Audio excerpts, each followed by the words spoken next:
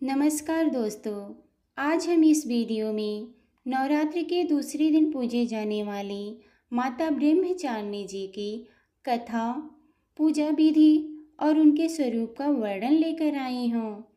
आप इन्हें अंत तक अवश्य सुनिएगा, क्योंकि इनकी कथा को सुनने से जिस तरह इनके रंग श्वेत के समान है, वैसे ही हमारा मन बुद्धि निर्मल होता है। जय माँ ब्रह्मचारिणी।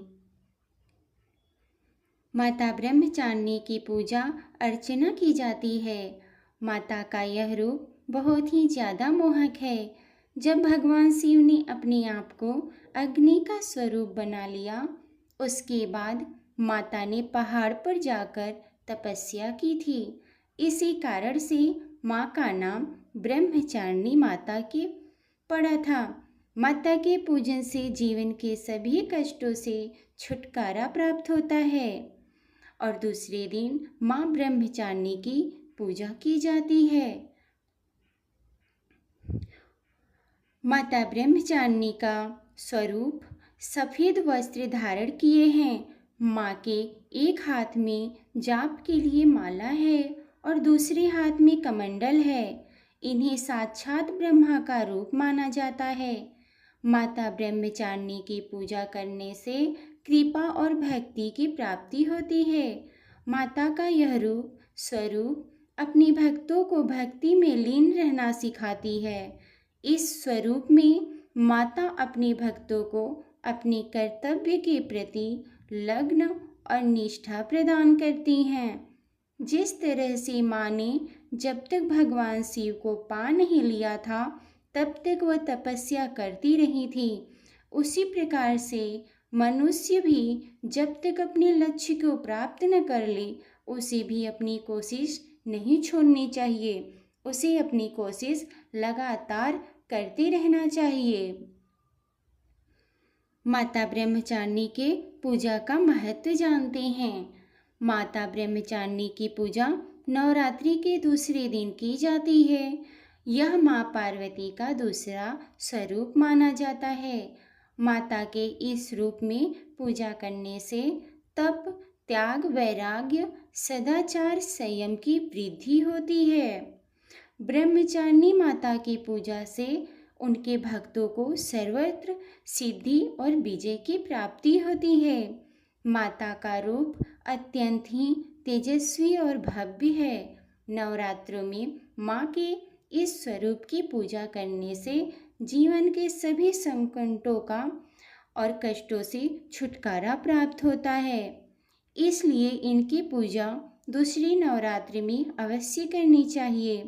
माता ब्रह्मचारिणी का विधिवत पूजन से जीवन में सदाचार और नियम से जीने की सीख मिलती है हमको। माता ब्रह्मचारिणी का पूजा विधि। नवरात्रि के दूसरे दिन माँ ब्रह्मचारिणी की पूजा करने से पहले स्नान करके साफ वस्त्र को धारण करना चाहिए हमें। इसके बाद माँ की प्रतिमा को किसी चौकी पर स्थापित करना चाहिए। फिर दूध, दही, शर्करा, घृत और मधु से स्नान कराएं।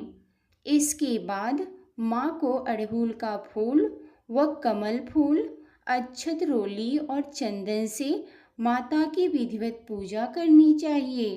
पूजा करने से पहले हाथ में फूल लेकर इधाना, कदम्बद्याभ्याम, मच्छमालाख, कमंडलु देवी प्रसिद्धतु मयि ब्रह्मचारिणी नुत्मा मंत्र का जाप करें। इसके बाद माँ की कथा सुने और धूप और दीप आरती उतारें। अंत में माता को मिठाई का भोग लगाकर प्रसाद बांटना चाहिए और माँ से प्रार्थना करना चाहिए। तो आइए माता ब्रह्मचारिणी जी का कथा सुनते हैं।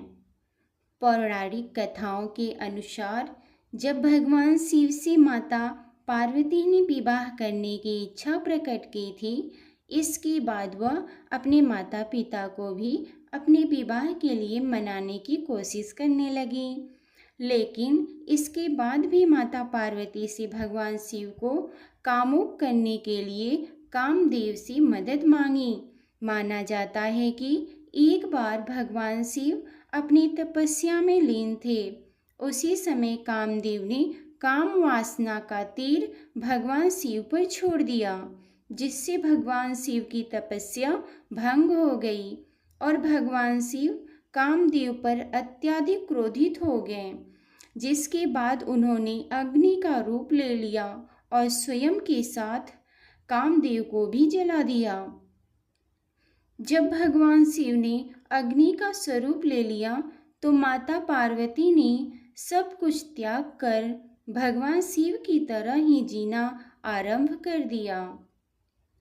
माता पार्वती ने पहाड़ पर जाकर कई सालों तक तपस्या की। इसी कारण से ही उन्हें ब्रह्मचारिणी के नाम से भी जाना जाता है। माता पार्वती ने इतनी कठोर तपस्या की, उन्होंने भगवान शिव का ध्यान अपनी ओर आकर्षित कर लिया।